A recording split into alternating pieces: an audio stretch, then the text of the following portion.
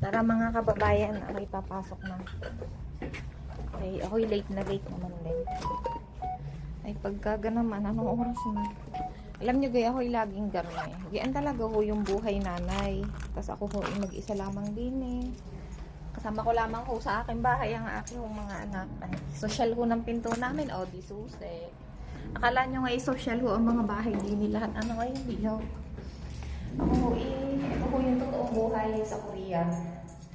Kung hindi ho kayo mayaman at hindi ho kayo pinalad ng mga pag-asawa ng mayaman. So, ang aming bahay naman po dati ay, ako hindi pa nakikipag-hiwalay. Ayan ho, yan po umalis sa amin. Yan ho, ako'y namumuhay kasama ang aking mga anak. Saglit. Ay, ayan ho, takbo-takbo. Late na ho eh.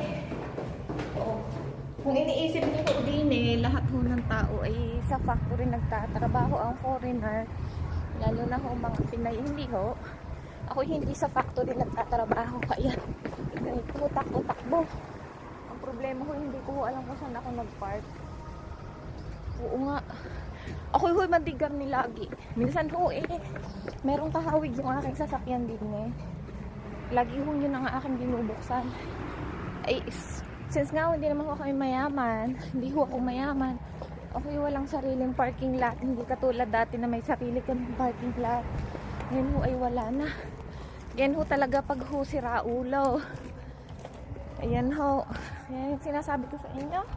Na kayo umayos dyan mga asawa ng Koreano. Huwag ho padalos-dalos ng desisyon. Hindi porket mag-aaway kayo ng asawa nyo, hindi na kayo masaya. Kayo makikipaghiwalay, huwag ho. Huwag kayong gagaya sa akin.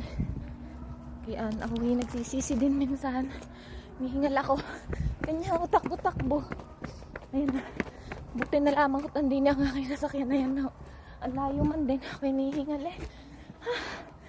Kahingal. Ayan na. Mamaya ipapakita ko sa inyo kung saan ako nagtatrabaho. For now, ay ako yung sasakay. Ayan.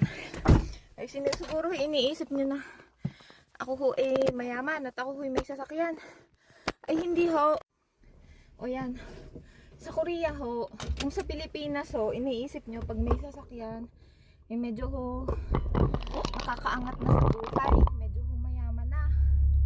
Ay may sasakyan man din ho. Diligyan ho ang isip ng mga taong wala.